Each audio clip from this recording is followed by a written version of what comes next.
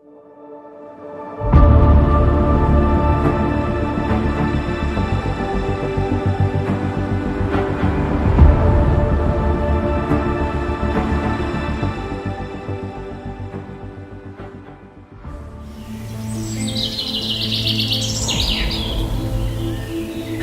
everyone.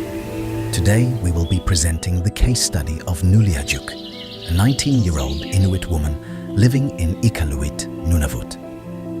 Her story shows how depression is influenced by housing, family stress, culture, and access to care in an Arctic community.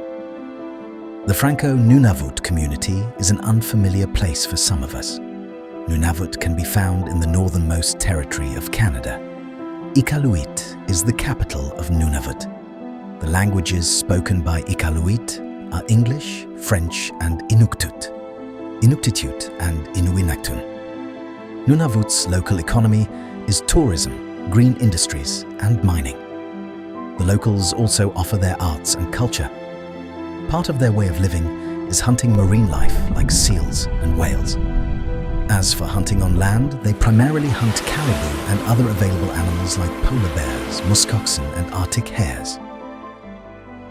Reading about these resources shows both strengths and challenges in Nunavut's healthcare system. Inuit-led programs provide culturally meaningful support, but limited staffing and housing issues can make consistent care difficult for people in crisis. This highlights the importance for nurses and PSWs to understand both formal healthcare services and community-based cultural supports when planning care. Iqaluit is an Arctic community where people face harsh weather, crowded housing, and infrastructure problems. In the case study, Nuliajuk lives in a crowded 3-bedroom home with poor insulation and freezing pipes. These conditions affect daily life and increase stress for the family. The case study shows that Iqaluit does have health resources. The community health center includes a nurse practitioner, 2 LPNs, Inuit volunteers, a social worker, a drug counselor, and a rotating mental health worker. This means support is available, but specialized mental health care is still limited. Learning about Nuliaju's situation helped me understand how social determinants of health such as family, environment, housing, income, education, culture, and community support all are connected to a person's mental health and well-being. He experiences shows that health challenges are not caused by one issue alone, but by many life circumstances working together. This case also reminded me of the importance of providing care without judgment and considering the person's background, culture, and environment. As a future nurse or PSW, I would need to focus not only on symptoms but also on culturally safe, supportive, and community-based approaches that respect the client's identity, strengths, and lived experiences. Several social determinants likely contributed to Nuliajuk's depression. She grew up around alcohol and drug use. Her father lost his hunting role after moving to town, and her mother works long hours. She also feels pressure to succeed in college and support her family financially. Her educational challenges and lack of privacy at home add even more stress. Nuliajuk shows many signs of clinical depression. She becomes withdrawn, cannot sleep properly, stops eating well, and feels hopeless. She says things like, "My life is over," and "I am a loser," which are serious warning signs.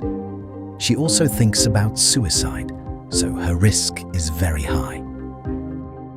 My reflection on the roles of healthcare providers and community supports. This case showed me that the mental health requires teamwork and strong community involvement. No single healthcare provider can meet all the client's needs alone.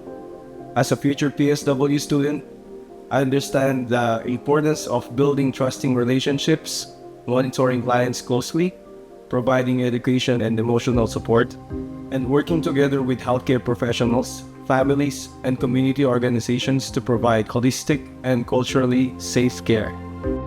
Treatment can include assessment, counseling, medication, and addiction support. However, for Inuit clients, care should also respect traditional healing, family involvement, and cultural values. Support from elders, Inuit staff, and community members can make care feel safer and more meaningful. LPNs and personal support workers play an important role in holistic care. They can monitor mood, sleep, eating, and safety, while also helping with medication teaching and stress reduction. They can encourage healthy routines and support Nuliajuk in ways that respect her culture and community. We're talking about the barriers and opportunities for growth. For me, this case taught me the importance of recognizing both barriers and strengths when caring for a client. It is easy to focus only on problems, but identifying a person's resilience, supported relationships, and community resources can help create hope and encourage recovery.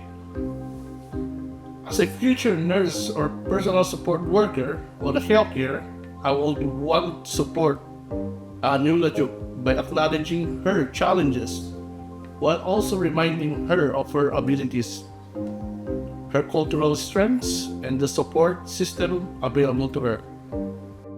Nuliajuk faces many barriers, including overcrowded housing, substance use in the family, and pressure from school and family expectations. But she also has strengths.